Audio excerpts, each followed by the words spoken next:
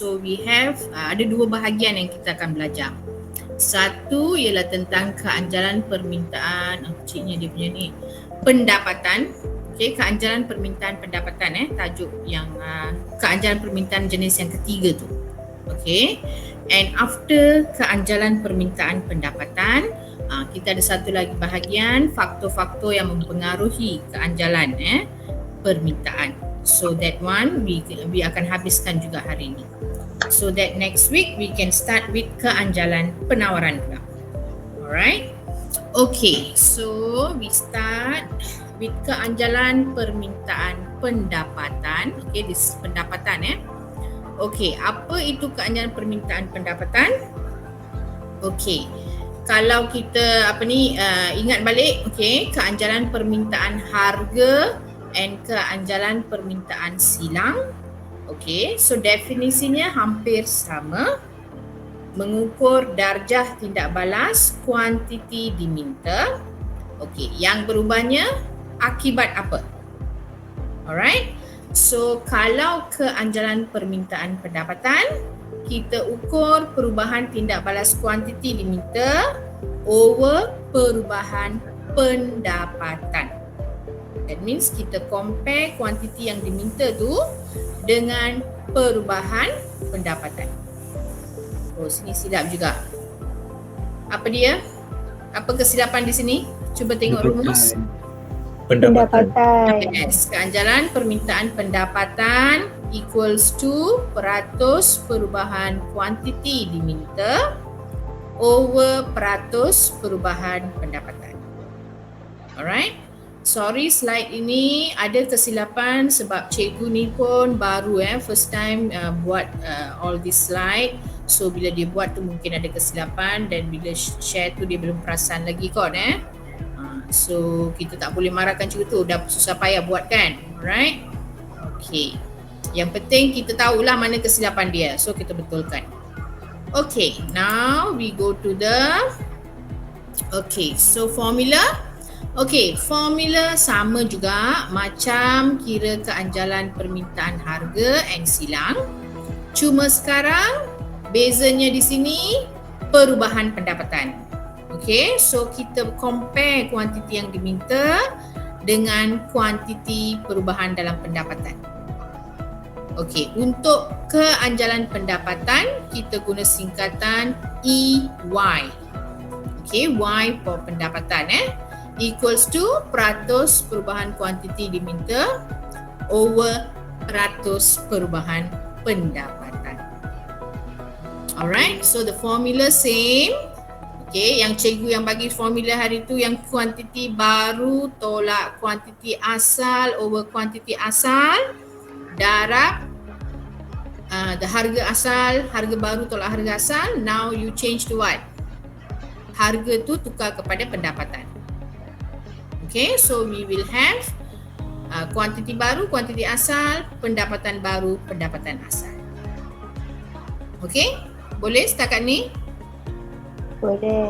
Boleh Okay, now kalau untuk keanjalan permintaan silang, okay, kita kira keanjalan permintaan silang and then from that keanjalan, nilai keanjalan itu kita tentukan hubungan antara dua jenis barang.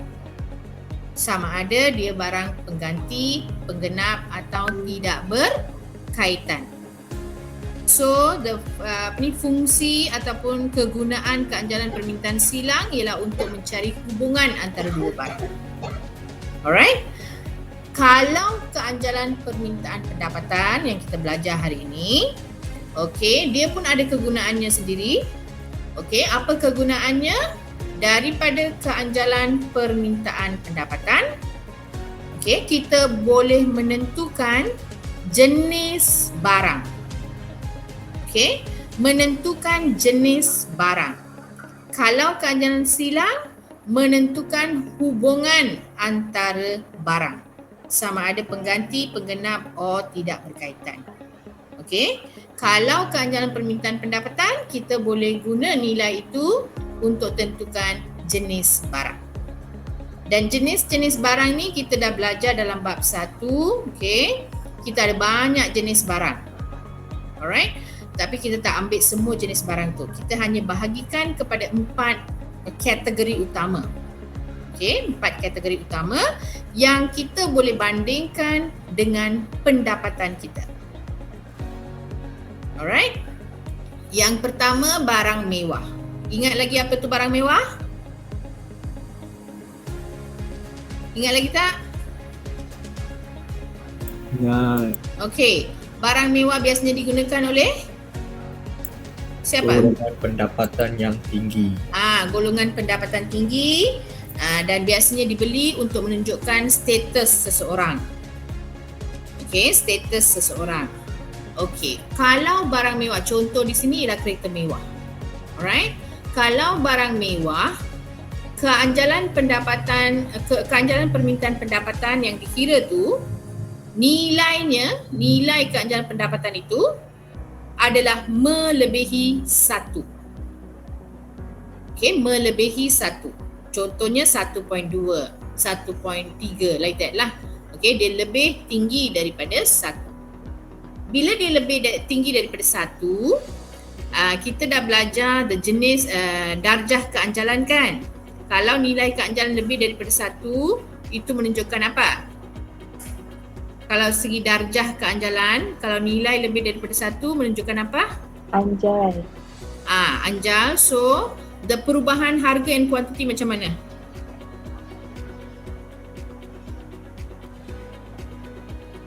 Yang mana lebih besar? Gigi. Peratus perubahan kuantiti and harga yang kita belajar sebelum ni. Untuk lebih 1 tu nilainya, yang mana lebih besar? Kuantiti. Peratus perubahan kuantiti lebih besar daripada peratus perubahan harga. Betul tak? Betul. Kalau lebih daripada 1, maksudnya peratus perubahan kuantiti diminta lebih besar daripada peratus perubahan harga. Itu kita belajar dalam darjah keanjalan. Konsep sama kita apply sini. Alright, konsepnya sama je. Cuma kita ubah apa sekarang? Harga tu Pendapatan. pendapatan. Yes, kita compare antara kuantiti diminta dengan pendapatan. So, bila nilai keanjalan lebih daripada 1, that means peratus perubahan kuantiti yang diminta ke atas barang tu lebih besar daripada peratus perubahan pendapatan. Jangan letak harga sebab ini ialah keanjalan permintaan pendapatan. That means we compare with the pendapatan. Okay, so apa maksudnya di sini? Maksudnya, okay, let's say pendapatan seseorang itu, golongan kaya ni, pendapatan dia meningkat. Bila pendapatan dia meningkat sikit pun, dia akan membeli lebih banyak barang mewah. Sebab bila dah kaya, alright, duit sudah cukup untuk perbelanjaan harian. So bila dia dapat extra lagi duit, biasanya dia akan guna untuk apa? Beli barang mewah. Okay, untuk menunjukkan status dia. Rumah lebih besar, kereta mewah dan sebagainya. So the perubahan kuantiti barang yang diminta, okay, barang mewah yang diminta tu biasanya lebih besar daripada peratus perubahan pendapatan. Okay, so kalau nilai keanjalan pendapatan lebih daripada 1, maksudnya barang itu adalah barang mewah. Okay, and the second one, barang normal. Normal ataupun biasa. Okay, barang normal maksudnya barang biasa yang kita selalu gunakan. Contoh, pakaian.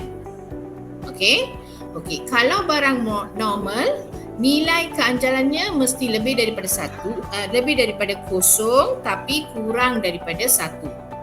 So, contoh nilai keanjalan lebih 0 kurang 1. Berapa? Beri satu angka. Lebih daripada 0 kurang daripada 1. 0.5. 0.2, 0.3, all that lebih daripada 0 but kurang daripada 1 until 0.992. Alright?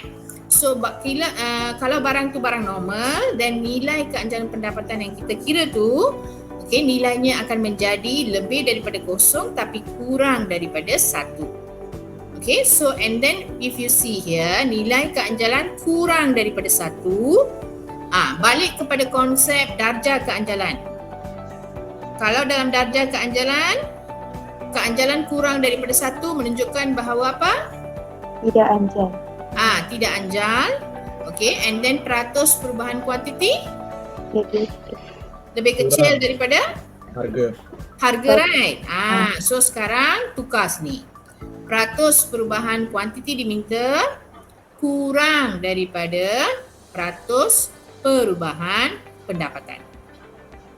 Okay? So apa saja yang kita belajar tadi, sekarang you apply balik here. Change to what? Change to pendapatan sekarang. Okay. So di sini contohnya, okay, peratus perubahan kuantiti diminta kurang daripada peratus perubahan pendapatan. Maksudnya di sini, let's say pendapatan seorang tu naik. Okay, kalau naik pendapatan seorang tu naik, apa berlaku pada kuantiti yang diminta ke atas barang itu? Ada tak dia akan meningkat banyak? Kalau barang biasa? Tak ada kan? Let's say your pendapatan naik, okay? Ada tak you nak beli banyak pakaian? Not really lah kan? So dia punya hubungan tu, peratus perubahan kuantiti yang diminta tu kurang daripada peratus perubahan harga. Peratus perubahan pendapatan.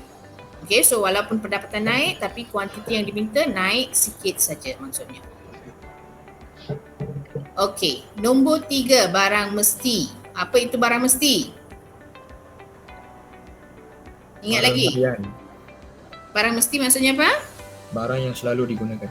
Selalu digunakan, mesti digunakan. Mesti digunakan. Kan? So contoh garam. Di sini ada contoh garam. Selain tu gula, apa lagi? Beras. Okay, itu adalah barang mesti. Okay, kalau barang mesti, keanjalan pendapatannya nilainya akan jadi kosong, sifar. Zero So dia ngam-ngam jadi zero. Okay, zero menunjukkan bahawa walaupun pendapatan naik ataupun turun, kuantiti yang diminta sama. Tak berubah. Tak berubah. Okay, let's say your pendapatan naik. Okay, your pendapatan majikan you sudah baik, dia bagi gaji tambahan. Ada tak you nak beli lebih banyak garam? Tak ada kan, tak logik kan?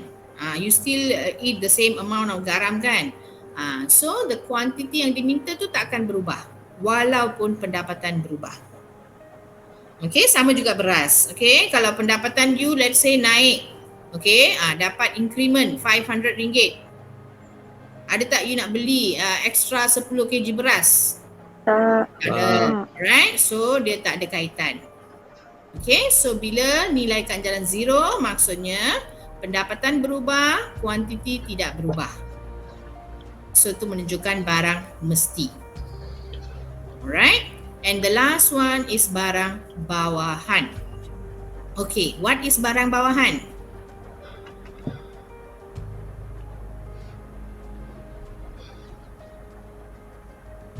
Low quality. Okay, digunakan oleh siapa? Orang yang pendapatan kurang. Golongan miskin. Okay, barang bawahan ni biasanya digunakan oleh golongan yang sangat miskin. Okay, contoh beras hancur.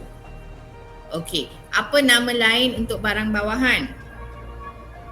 Cikgu pernah cakap kan masa bab 1. Inferior. Barang apa? Siapa boleh ingat? Barang bawahan, nama lain?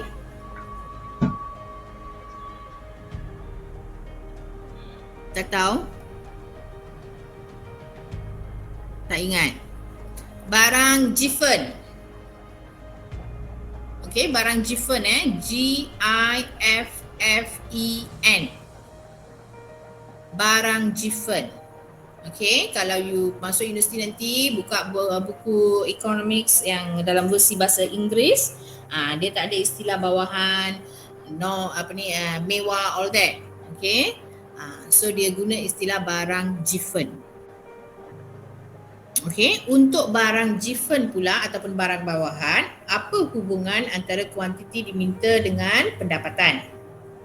Bila pendapatan seseorang itu meningkat, okay, So biasanya golongan yang miskin ini kalau dia dapat lebih banyak pendapatan, dia akan beralih kepada barang yang lebih berkualiti. Okay, kalau dulu dia beli beras hancur, now dia dapat pendapatan tambahan, so mungkin dia akan ganti beras hancur ni dengan beras biasa. So apa berlaku pada kuantiti yang diminta? Menurun. So di sini bila pendapatan meningkat, kuantiti yang diminta menurun. Dan bila kuantiti yang diminta menurun, then we will get our nilai keanjaran pendapatan itu kurang daripada kosong. Okay, so kalau kurang daripada kosong, berapa nilai yang kurang daripada kosong? Contoh, bagi angka. Contoh angka? Negatif. Yes, dia akan jadi negatif. Okay, untuk barang bawahan, nilai keanjaran pendapatan itu akan menjadi negatif. Negatif 0.1 or negatif 0.2 dan sebagainya. Okay? So far okay?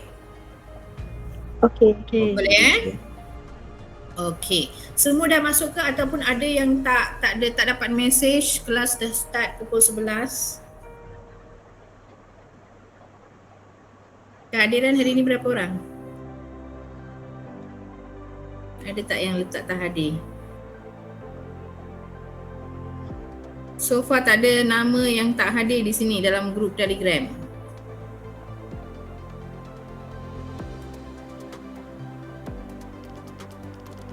I think semua hadir teacher sebab kira dalamnya macam cukup dia 36. Yeah. Okay. Now we go to contoh kiraan. Alright. Contoh kiraan. Okay. So ini adalah contoh. Okay. Kalau dalam soalan kuantitatif, kalau nak minta menguji tentang keancalan permintaan pendapatan, biasanya diberi jadual macam ini. Maksudnya dia akan beri satu tingkat pendapatan and then beberapa jenis barang. Okay, kuantiti yang diminta ikut jenis barang. And then kira nilai keanjaran pendapatan dan tentukan apakah jenis barang tersebut. Ini soalan yang selalu keluar kalau keanjalan permintaan pendapatan. Okay, now hitungkan nilai keanjalan permintaan pendapatan jika pendapatan meningkat dari 1,000 ke 2,000. And then tentukan jenis barang untuk K, L, M dan N. So what you must do? You kena kira keanjaran pendapatan untuk barang K dulu. And then kira untuk barang L. And then M. And then N. So you ada 4 jawapan untuk setiap satu. Okay? And then pendapatan asalnya berapa? Pendapatan asal di sini berapa? 1,000. Pendapatan barunya 2,000. Okey, untuk barang K pendapatan kuantiti asalnya 80. 80. Okey, kuantiti barunya 60, like that. Okay, so you kena compare sama kalau pendapatan 1,000 is the asal, that means the quantity pada tingkat pendapatan tu ialah kuantiti asal. Okay. So boleh cuba dulu and then you check with the answer. Berapa minit nak? 5 minit? Cukup ke atau 10 minit? 5 minit cukup. 5 minit. Okay, do first. Okay, untuk setiap jenis barang. Nilai keanjalan. Teacher, K dapat negatif 0.25. L dapat 1.25 and M dapat 0.2, D dapat 0.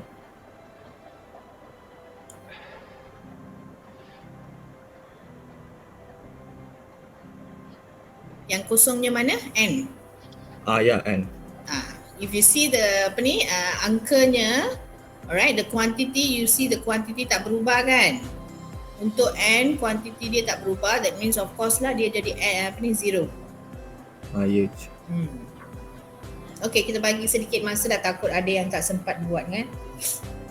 Until 11:30 then we see the answer. Okay, boleh cek jawapan. Okay, untuk barang K, nilai keanjalannya negative 0.25. Betul? Betul. Okay, so bila negatif, Barang itu bawahan. menunjukkan barang bawahan. Okay, kenapa, macam mana senang actually nak tentukan. When negatif maksudnya apa? Hubungan antara kuantiti diminta dengan pendapatan adalah secara negatif means what? Hubungan macam mana? Negatif.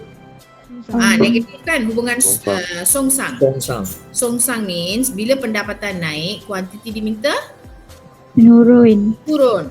So kalau pendapatan naik, kuantiti diminta turun, itu adalah barang bawahan. So you boleh compare macam tu. Okay. Okay, untuk nombor 2, okay, barang L nilainya ialah 1.25.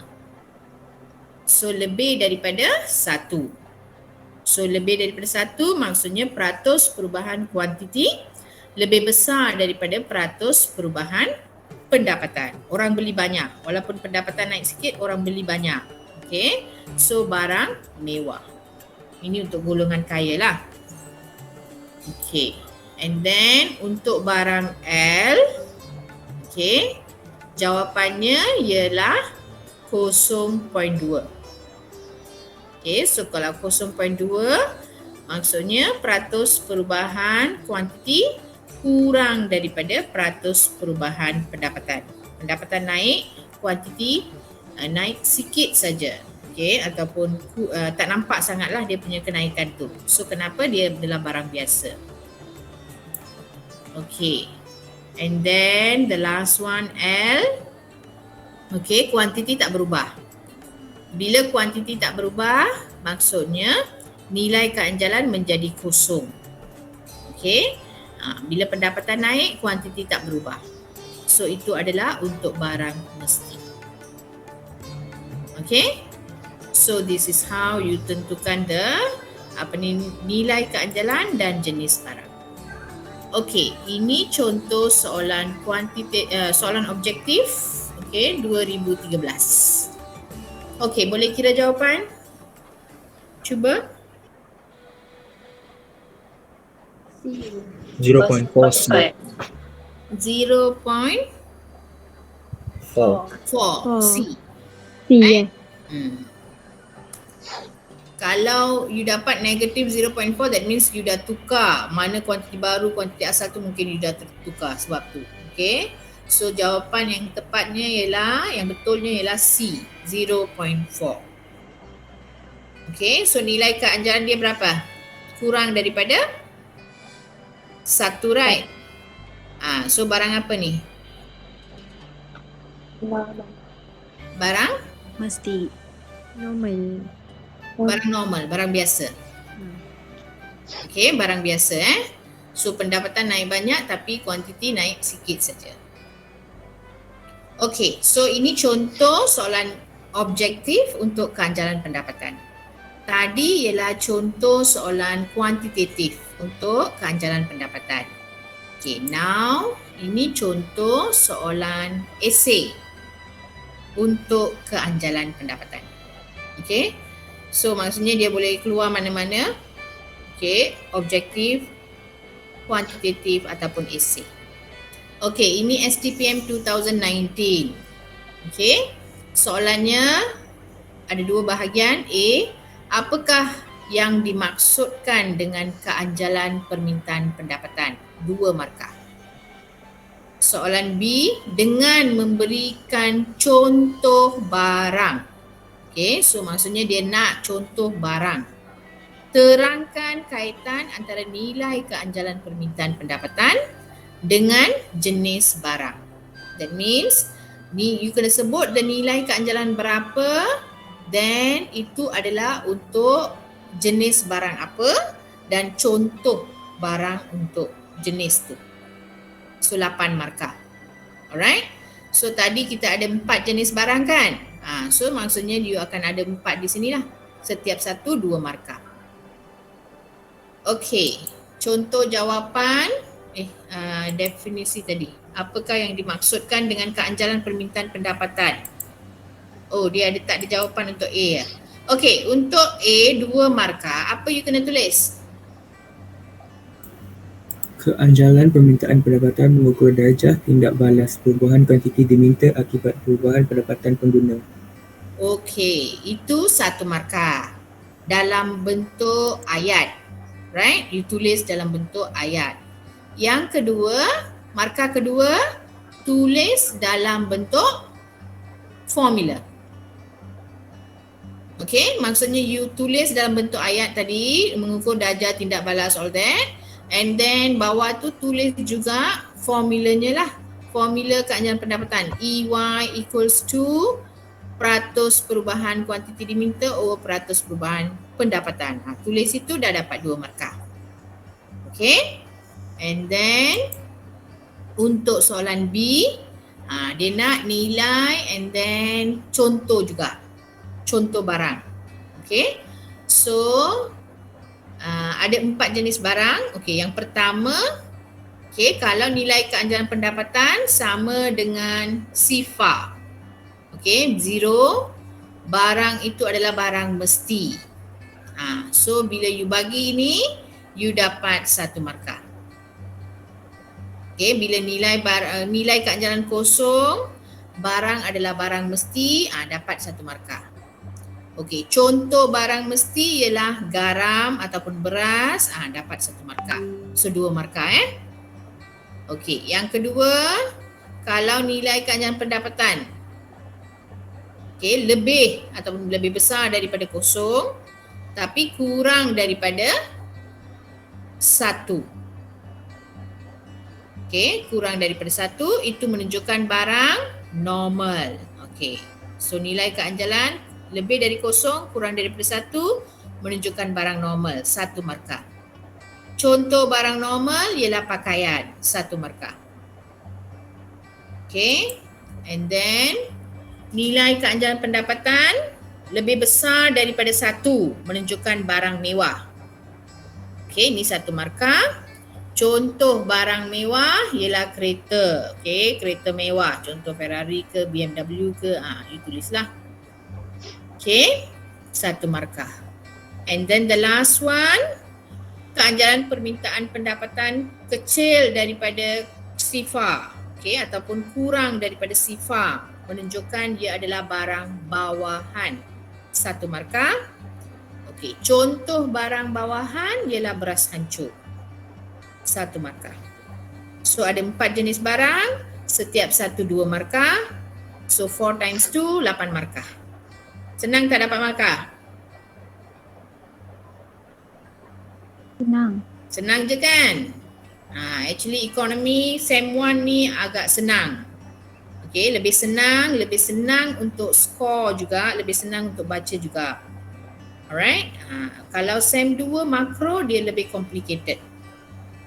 Okay, so make sure do well, terus dapat A. Tak payah ulang balik. Okay, so this essay nanti you buat sebagai homework. Okay, so compile all these questions. Nanti bila nak dekat-dekat exam, you ulang kaji balik all these contoh soalan esei dan jawapan pun sudah cukup. Dah cover banyak. Okay, so make sure you do properly and masuk dalam file. Okay, nanti cikgu akan masukkan dalam GC lah. Okay, dah settle keanjalan permintaan pendapatan. Okay, dah tengok formula, dah tahu maksud, dah tahu macam mana kira, and then macam mana nak kaitkan dengan jenis barang. So now we go to the next one. Okay, faktor yang mempengaruhi keanjalan permintaan harga. Okay, so now we go to faktor-faktor yang mempengaruhi keanjalan permintaan. Okay, please take note. Faktor ini kita compare untuk keanjalan permintaan harga saja. Okay, bukan silang, bukan pendapatan. Okey, keanjalan permintaan harga sahaja. So kalau keanjalan permintaan harga, hubungan antara apa dengan apa? Hubungannya antara Kuantiti dan harga. kuantiti diminta dengan Harga. harga saja. Okay, that means when we kaji all these faktor, you jangan fikir banyak, okay, you jangan fikir pasal pendapatan, you jangan fikir pasal harga barang lain, all that. We just compare with the quantity diminta dengan harga barang tu. Okay, macam mana faktor lain tu boleh mempengaruhi keanjalan permintaan harga. And kita kena kaitkan juga, okay, so peratus perubahan mana akan jadi lebih besar, so maksudnya dia akan jadi lebih anjal atau kurang anjal dan sebagainya. Okay, okay, ada banyak faktor. Oh, skema jawapan tadi dah masuk sini dia tersilap tempat Okay, bilangan, okay, faktor-faktor tadi. Okay, bilangan barang pengganti. Yang pertama, bilangan barang pengganti. Okey, apa maksudnya di sini bilangan barang pengganti? Berapa banyak barang pengganti yang ada? Okey. Okey. So contoh di sini, kalau barang itu mempunyai banyak barang pengganti. Okey, kalau boleh diganti dengan barang lain dengan mudah, then permintaannya akan menjadi anjal. Okay, permintaannya menjadi anjal. Anjal maksudnya apa? Peratus perubahan kuantiti lebih besar daripada harga. Peratus perubahan harga. Right? So maksudnya di sini, kalau harga naik, okay, let's say barang itu ada banyak pengganti. Contoh di sini dia ambil contoh untuk kereta ya. Okay, harga,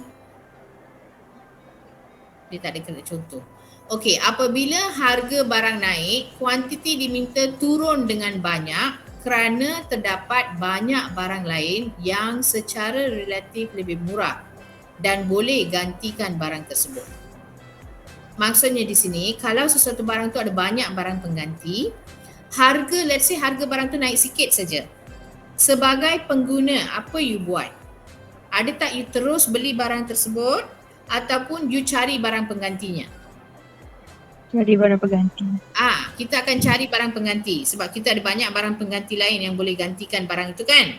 So, bila harga naik sikit pun, kuantiti yang diminta akan turun dengan banyak. Alright?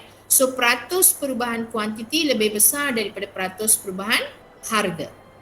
Dan bila peratus perubahan kuantiti lebih besar daripada peratus perubahan harga, keloknya akan menjadi macam mana? Permintaannya menjadi lebih anjal lah. Betul tak? Betul. Barang yang mempunyai banyak pengganti, permintaannya anjal. Maksudnya di sini, kalau kita ada satu barang tu yang ada banyak pengganti, let's say harga barang A naik. So pengguna akan beralih kepada barang B, okay? So harga naik sikit pun kita akan kita akan turunkan permintaan tu dengan banyak. Okay, so keloknya akan menjadi lebih anjal. Okay, dan sebaliknya, kalau barang itu kurang barang pengganti, maksudnya barang tu tak boleh digantikan dengan barang lain. Okay, ada tak kuantiti tu akan berubah banyak? Tak. Tak kan? Walaupun harga naik, kita kena terpaksa beli juga barang tersebut sebab tak ada barang pengganti. So, kalau tak ada barang pengganti, that means the peratus perubahan kuantitinya besar ke kecil? Kecil. So kalau peratus perubahan kuantitinya kecil, permintaannya menjadi tidak anjal. Tak anjal. Faham tak? Faham. You kena compare, okay, you kena tengok isi dia apa, and then you kena compare kalau harga naik, kuantiti tu naik banyak ataupun turun banyak ke atau turun sikit. Kalau harga naik. Okay, kalau turun sikit saja, then the kelok will be apa? Peratus perubahan kuantitinya kecil. So, kelok menjadi tidak anjal. Okay? Kalau kuantitinya berubah banyak, okay, turun dengan banyak, that means the peratus perubahan kuantiti sangat besar. Then the kelok will be how? Anjal. Anjal. You compare macam tu tau. Faham tak? Faham. Ada yang dah saya rasa ada yang tak faham dah. Boleh relate ke? Ulang cikgu. Tengok. Sebenarnya ni kalau you tak boleh analyse memang susah sikit. kalau face to face punya kelas, I boleh tunjuk dalam whiteboard tu, lukis tunjuk lagi senang nampak tau. Bila you baca macam ni memang dia tak kurang nampak. Okay, like this. Okay, the first isi is what? Barang pengganti. Right? Berapa banyak barang penggantinya? Bilangan barang pengganti maksudnya berapa banyak barang pengganti yang ada. Okay, dia kata barang yang mempunyai banyak pengganti, permintaannya adalah anjal. Lebih banyak barang pengganti maksudnya keloknya menjadi lebih anjal. Okay, kenapa dia jadi lebih anjal? Macam ni. Okay, now we are talking about keanjalan permintaan harga. Yes or not? All this kita kaji untuk keanjalan permintaan harga. So kita compare harga dan kuantiti diminta. Okay, kita compare harga dengan kuantiti diminta.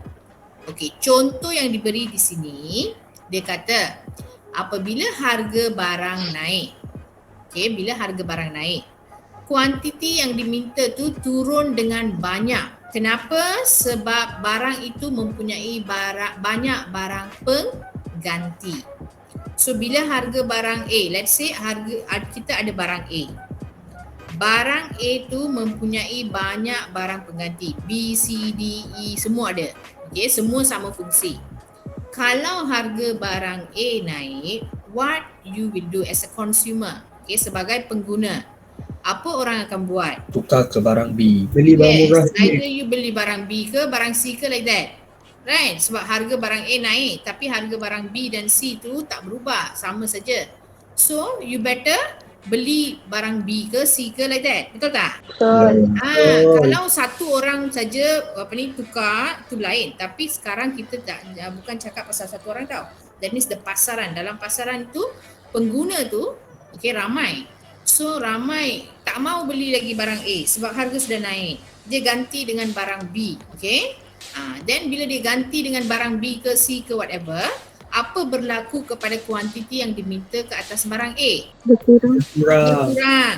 And then kurangnya macam mana? Kurang sikit ke kurang banyak? Kurang banyak. Kurang banyak. Okay, sebab ramai pergi beli barang lain. So when kurang banyak, that means the peratus perubahan kuantiti diminta besar ke kecil? Besar. Besar. Besar atau lebih besar daripada peratus perubahan Harga. harga. You compare the peratus perubahan kuantiti and peratus perubahan harga. So peratus perubahan kuantiti lebih besar. Kuantiti turun banyak. Walaupun harga naik sikit, kuantiti turun dengan banyak. So when kuantiti itu turun dengan banyak, maksudnya permintaannya menjadi anjal. So kalau banyak barang pengganti, kelok permintaannya adalah anjal. Okay? Sebaliknya, kalau tak ada barang pengganti atau kurang barang pengganti, you ada barang A saja. Okay? Barang A saja. Ataupun you ada satu mungkin A dengan B sajalah. Alright? So apa akan berlaku? Walaupun harga naik, pengguna terpaksa beli barang yang sama sebab mungkin barang tu tak ada pengganti atau susah nak cari barang pengganti. Yes or not? Betul? Betul. So bila dia tak mau, dia susah nak cari barang pengganti. So kuantiti tu berubah banyak tak? Walaupun harga naik, kuantitinya akan turun, mungkin turun tapi turun sikit saja, right? Dan bila turun sikit, maksudnya peratus perubahan kuantiti kurang daripada peratus perubahan harga. So keloknya tidak Tak anjal. Boleh? Boleh Ego. Okay, kalau you tengok beberapa contoh mungkin you lebih faham lah. Okay, so this is for barang pengganti. So faktor pertama ialah bilangan barang pengganti. Lagi banyak pengganti, maksudnya barang itu senang diganti dengan barang lain. Harga naik sikit pun kuantiti turun banyak. So keloknya menjadi anjal. Itu konsep dia. Okay. Second one, kepentingan suatu barang. Berapa penting barang itu dalam kehidupan kita. Okay. Contoh, barang yang penting dalam kehidupan harian tak boleh ditangguhkan penggunaannya seperti beras. So apa akan berlaku? Walaupun harganya naik atau harganya naik, pengguna tetap beli. Okay. So untuk barang yang penting, permintaannya macam mana? Anjal ke Tetap. anjal? Tak. Tak Anjal. anjal. Kenapa tak anjal? Walaupun harga naik tadi, kuantiti turun banyak tak? Tak. Tak, Tak Cikgu. Sebab orang kena beli juga. Orang akan Tetap beli juga. beli juga, right? So peratus perubahan kuantiti kurang daripada peratus perubahan harga. Harga. Harga. So bila peratus perubahan kuantiti kurang daripada peratus perubahan harga, then the kelok will be Tak anjal. Tak anjal. anjal atau kurang anjal. So lebih penting suatu barang, kalau barang tu barang penting, so keanjalan dia punya permintaannya menjadi tidak anjal. Kenapa tak anjal? Sebab bila harga naik, pengguna tetap membeli barang tersebut. Ataupun dia mungkin turunkan penggunaan barang tersebut dengan nilai yang sangat kecil. So peratus perubahan kuantiti kurang daripada peratus perubahan harga. So keloknya menjadi tak anjal. Sebaliknya, let's say barang itu tak penting. Okay, barang yang kurang penting. Kalau tak beli sekarang pun tak apa, you boleh beli masa depan. So in that case, let's say harga barang tu naik. Apa pengguna akan buat? Beli sekarang sebelum harga dia naik. Beli bila? Tunggu. Dia takkan beli sekarang, betul tak? Tunggu dulu. So permintaan ke atas sekarang tu akan menurun dengan banyak. Okay? So kuantiti tu akan turun dengan banyak. Kalau barang itu kurang penting, harga naik, kuantiti turun banyak. So bila kuantiti turun banyak, kelok permintaannya menjadi macam mana? Tak penting, dia akan jadi anjal. Peratus perubahan kuantitinya lebih besar daripada peratus perubahan harga. So nak tentukan kelok permintaan tu menjadi anjal atau tidak anjal, you must compare apa kesannya kepada kuantiti barang itu bila harga naik. So sama ada kuantiti tu naik banyak atau naik sikit. Like that. Kalau kuantiti tu, bila harga naik, kuantiti tu turun dengan banyak, then the kelok will be anjal. Kalau harga naik tapi kuantitinya turun sikit saja, then kelok tak anjal. So you compare like that. Okay? So number is kepentingan. Okay? Sama ada barang tu penting atau tidak. Okay. Number 3. Peratus perbelanjaan daripada jumlah pendapatan. Berapa banyak pendapatan kita belanjakan untuk barang itu, maksud dia. Okay? Okay, contoh di sini dia punya kesan dia macam ni. Semakin besar jumlah pendapatan yang dibelanjakan, untuk barang tu, semakin anjal permintaan barang tersebut. So maksudnya kalau kita belanjakan sebahagian besar duit kita untuk tujuan itu, then kalau harga barang tu naik, ramai yang rasa mungkin tak mampu untuk beli barang itu lagi. So dia akan kurangkan permintaan ke atas barang itu dengan banyak. So kelok permintaannya menjadi anjal. Okay. Apa contoh barang yang kita biasanya belanjakan sejumlah wang yang besar, perbelanjaan kita daripada jumlah daripada pendapatan kita tu, kita banyak belanjakan untuk barang tersebut. That means a big amount of your pendapatan, your big quite big number of duit tu you belanja untuk barang tersebut. Maksudnya barang tu mestilah mahal, betul tak? Betul. Apa contoh barang? Rumah. Yes, rumah. Atau kereta. Okay. Let's say your pendapatan 2,000. Habis degree, you masuk kerja, you dapat pendapatan 2,000. And then masa tu belum beli rumah. Let's say you beli kereta saja dulu. So from that 2,000, you kena belanjakan, kalau what we call that, ansuran untuk kereta, you nak beli kereta apa? Depends on the kereta lah kan? Betul. So let's say you baru masuk kerja, you dapat 2,000. You nak beli kereta apa? 2,000 dapat Proton atau Proton. Yelah, jangan anggar-anggar nak beli kereta sport semua. Right?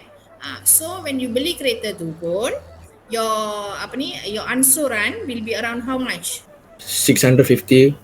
Around 500 plus, 600, macam tu lah kan? 600 daripada 2,000 your pendapatan. Amount tu besar ke tak? Besar sangat. Besar kan? You hanya dapat RM2,000 tau. Daripada RM2,000, you kena belanja untuk your makan, belanja untuk your pakaian. Of course lah, you pergi kerja kan, kena pakai cantik.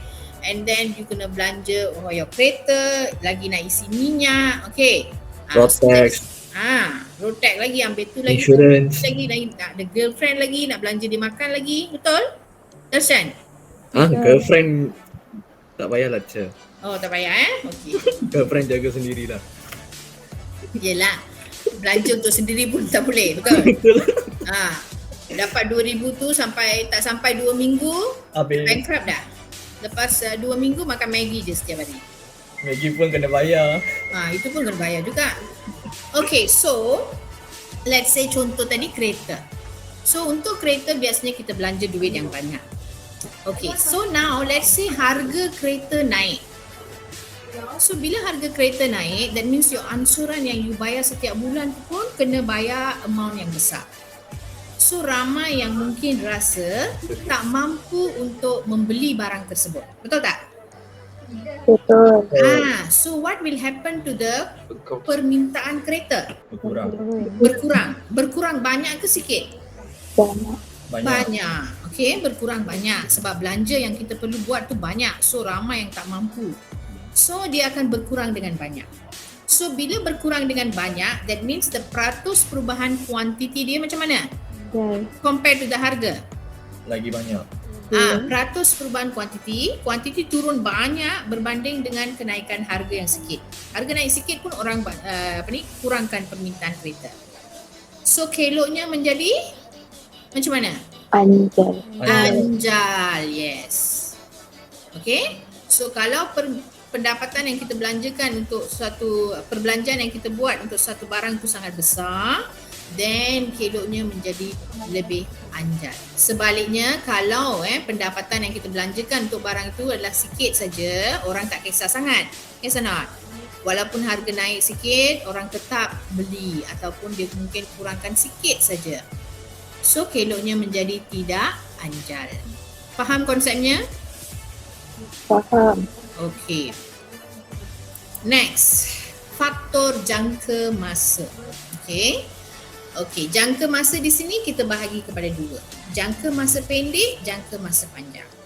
Jangka masa pendek mungkin dalam tempoh yang sangat singkat. Okey, jangka masa pendek maksudnya tempoh masa dia sangat singkat. Jangka masa panjang maksudnya tempoh yang lebih lama. Biasanya dalam ekonomi, kalau jangka masa pendek biasanya kurang daripada 5 tahun. Kalau jangka masa panjang untuk pengeluar biasanya lebih daripada 5 tahun. Dia anggap macam tu. Okay, sebab kalau nak start satu bisnes, you tak boleh nampak dia punya perkembangan tu dalam 1 tahun. You must have at least 5 years to see whether your business tu berkembang atau tidak. Okay, maju atau tidak. Okay, so now kalau jangka masa pendek, dalam jangka masa pendek, biasanya permintaan suatu barang itu menjadi tidak anjal. Okey, permintaan barang menjadi tidak anjal. Kenapa kita kata permintaannya tidak anjal? Sebab untuk pengguna, okey, dalam jangka masa pendek, let's say harga satu barang tu naik. Harga barang naik. Okey, and then barang itu dia kena gunakan juga, dia kena belikan juga. So, mungkin kuantiti itu akan turun.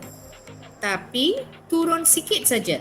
Sebab dalam jangka masa pendek mungkin tak ada banyak barang pengganti yang dia boleh gantikan untuk dibeli. Faham tak? Susah nak cari barang pengganti dalam jangka masa pendek. So bila susah nak cari barang pengganti, barang itu tak boleh diturunkan dengan banyak. Okay? Then the peratus perubahan kuantiti dia kurang daripada peratus perubahan harga. So keloknya menjadi tak anjal. Okay? Tak anjal. So jangka pendek dia jadi tak anjal. Tapi dalam jangka panjang apa berlaku? Cuba compare. Jangka panjang apa berlaku? Kita ada banyak masa. When harga satu barang naik, okay, mungkin pengeluar boleh keluarkan banyak barang lain yang menjadi pengganti kepada barang tersebut. So permintaan ke atas barang tersebut akan turun dengan banyak. Betul?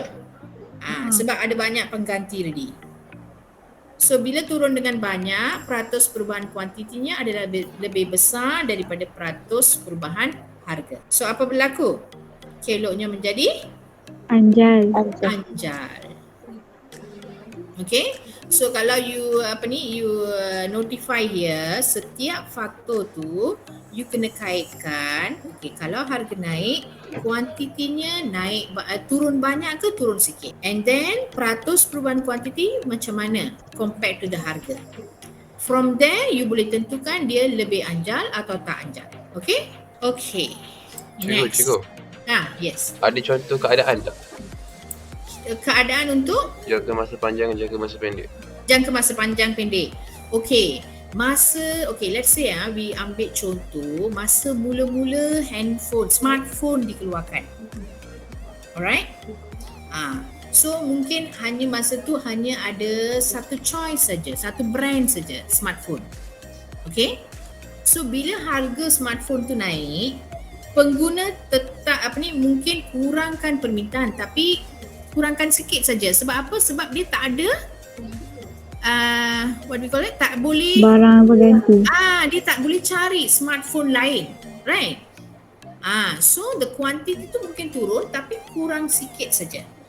Tapi bila dah jadi jangka panjang, semua syarikat sudah start keluarkan the smartphone. Okay, then you have lot of choices. Okay, ada banyak contoh smartphone dalam pasaran. Okay, brand, pelbagai brand. So when harga satu brand tu naik, apa pengguna akan buat? Dia akan beralih kepada brand lain lah, kan, smartphone lain, betul? Betul. So the quantity untuk smartphone A tadi akan berkurang sikit ke banyak? Banyak. Berkurang banyak. Sebab dalam jangka panjang ada banyak barang yang boleh diganti dengan barang tu. So kelok permintaannya untuk jangka panjang ni adalah lebih anjal sebab peratus perubahan kuantiti lebih besar daripada peratus perubahan harga. Walaupun harga naik sikit, kuantiti akan turun banyak sebab sudah ada banyak barang pengganti dalam pasaran, so pengguna akan beralih kepada barang pengganti. Boleh? Boleh. Dapat Okay. Now, tabiat pengguna. Okay. Cuba baca ni. Ini satu contoh yang sangat mudah. Saya rasa boleh explain dengan cara yang senang. Okay, you read first and then tell me who can explain. Saya nak ambil nama terakhir dalam list. Umairah ya? Ya, teacher. Can you explain untuk tabiat pengguna ni? Explain based on apa yang I faham ke? Okay, never mind. You dah baca ke belum? Dah. Okay. Yang I faham tabiat you pengguna faham? ni, maknanya bila contoh macam tabiat, macam contoh dia pengguna rokok. Kalau orang tu ada baby, so maknanya dia punya tabiat ialah beli pampers untuk anak dia lah. So regardless of kenaikan harga, benda tu macam jadi satu benda yang kena beli. Tak tu yang I faham. Maknanya macam benda tu dia kena beli sebab dia perlukan. Okay. Macam tabiat pembelian dia. Okay, tabiat pembeliannya tadi macam, okay, dia penghisap rokok. Is it? Yes. Okay, and then what happened? Dia ketagih. Dia dah tertagih. memang tertagih, right? Dia dah tertagih. Okay, now bila harga rokok naik, what he will do? Dia akan still beli juga Dia akan still beli juga kan? sebab dia dah ketagih. So kuantiti dia takkan kurang sangat. Dia kurang pun kurang sikit saja sebab dia dah tertagih kan? Nak buat macam mana pun dia tak boleh tinggalkan rokok tu. Dia kurangkan pun kurangkan belilah, tapi dia still beli. Yes. So Dia- kuantiti tu kurang banyak ke kurang sikit? Sikit je. Sikit. Kurang sikit saja. Walaupun harga naik banyak, kuantiti tu kurang sikit saja. So kelok permintaannya menjadi macam mana? Tidak Tak anjal. anjal. Tak anjal. Yes. Okay. Tapi kalau barang tu bukan barang yang tak tagih, dia tak tagih rokok. Okay. Dia saja mungkin seminggu sekali ke, bila dia jumpa kawan ke, baru dia merokok. So pada masa itu kalau tak tertagih, then mungkin kuantiti tu akan turun dengan banyak. Okay, tapi bila orang dah tertagih dengan suatu barang, Okay, walaupun harga barang tu naik banyak, biasanya kuantiti tu akan turun sikit saja. So the peratus perubahan kuantiti kurang atau lebih daripada harga? Peratus perubahan kuantiti lebih kurang lah kan? Daripada peratus perubahan harga. So keloknya menjadi tidak anjal. Maknanya tabiat pengguna ni untuk benda yang addicting je ke? Adakah Yes, addicted. You tak payah compare dengan dia nak beli barang lain tau. You hanya compare barang yang dia dah tertarget tu. Cikgu, maknanya tapi boleh je dia pindah kepada vape je tu. Sebab vape lagi murah lah. Vape. Tapi tak ada cita rasa rokok lah. Vape vape dengan rokok lain lah. Orang lain. kata, Dia Tapi dia rokok ada lagi flavor sedap. tobacco lah. Tapi rokok lagi sedap kan? Oh ya. So dahsyat dia nak. Santoy di situ. Oh, dia Hai. ya. Apa? Tapi vape ada tobacco je flavor. So mungkin dia orang boleh pindah kepada vape. Macam vanilla tobacco. Dia peminat setia lah. Tapi nak apa ni, bila orang tertagih biasanya dia akan tetap beli. Betul tak? So konsep dia macam tu lah. maknanya kalau dia ada minta soalan pasal tabiat pengguna ni, biasanya kita akan gunakan rokok ataupun dadah lah sebagai dia punya Yes. ni. Guna contoh ni pun boleh. Okay, rokok ataupun dadah. Biasanya dua barang ni kan, bila orang tertagih, you buat macam mana pun dia akan tetap beli juga. Okay, kalau kurang pun kurang sikit juga saja. Unless orang tu sedar sendirilah kan. Tentang apa ni, bahaya rokok, then he want to quit, then mungkin dia akan ni. Tapi bila orang tertagih, dia terus beli juga walaupun harga naik. Okay? Okay. Alright, next. Bilangan kegunaan sesuatu barang. Okay, bilangan kegunaan maksudnya ada tak barang tu banyak kegunaan ataupun barang tu tak payah guna banyak. Konsep dia macam tu. Okay. Okey, barang yang mempunyai banyak kegunaan akan mempunyai permintaan yang anjal berbanding dengan barang yang kurang kegunaan. Okey, so lagi banyak kegunaan, okey, then orang akan mengurangkan permintaan tu dengan banyak lah. Okey, contoh di sini. Apabila harga air meningkat, okey, air ni banyak kegunaan. Kita guna untuk mandi, untuk bersihkan rumah, untuk masak. Okey, so kegunaan memang banyak. Let's say harga air meningkat. So apa pengguna akan buat? Bila harga naik, then dia akan cuba untuk berjimat cermat. Okey? So bila dia berjimat, harga naik sikit pun dia akan kurangkan penggunaannya dengan banyak. Dengan maksudnya dia bukannya tak guna air tu. Dia akan pastikan dia guna dengan cara yang berjimat cermat. Dia tak nak membazirkan lagi air. Okey? So permintaan ke atas air itu akan turun dengan banyak. Okey? Tapi macam tak logik pula. Contoh dia macam tak kena je kau. Macam tak logik kan? Permintaan air tu turun dengan banyak ke? Kalau orang tak membazir, maksudnya di sini mungkin dia cakap macam ni lah. Kalau kegunaan untuk air tu mungkin bila harga air naik, dia kurangkan penggunaan air untuk membasuh kenderaan ke kan? Ataupun dia hanya kurangkan masa mandi ke, right? Mungkin tak mandi ataupun tak mandi langsung ke. Okay, ada yang suka mandi sampai 1 jam, betul? Betul.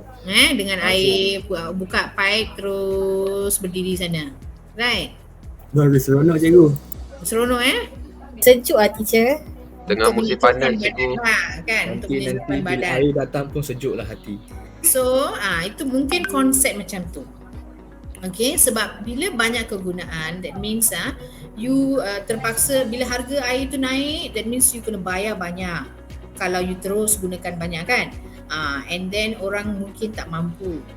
Okay, so itu menyebabkan dia berjimat cermat. Okay, dia berjimat di sini. Bukan maksudnya dia tak guna langsung.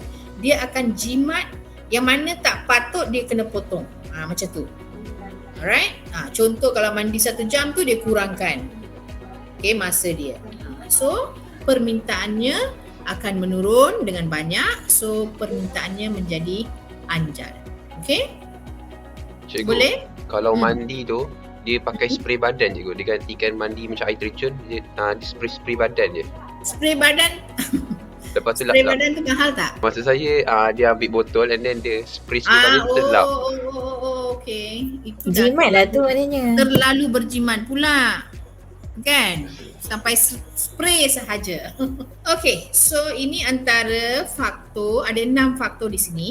Alright. Kalau soalan esei biasanya sekarang hanya minta 4. Kalau dulu dia minta 5, tapi sekarang biasanya soalan esei minta 4 faktor. So you pilihlah mana-mana 4 faktor yang you rasa senang untuk dihuraikan. Okay? Boleh? And then here we have one contoh lah. Okay, jelaskan maksud keanjalan permintaan harga and then huraikan 4 faktor yang menentukan keanjalan permintaan harga, 8 markah. And then contoh jawapannya pun sudah ada di sini.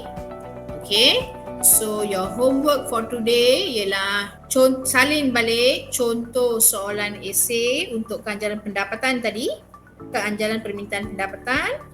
And this one, the faktor-faktor yang mempengaruhi keanjalan permintaan harga. Okay, itu 2 soalan esei yang you kena buat hari ini. Habis bahagian keanjalan. Okay, ni dia ada bagi mana-mana 4 jawapan. So, you pilih mana-mana 4 jawapan lah. Dia bagi 4 ke 6 di sini. So, you pilih mana-mana 4 dan jawab pun cukup. Tak payah tulis 6. Okay.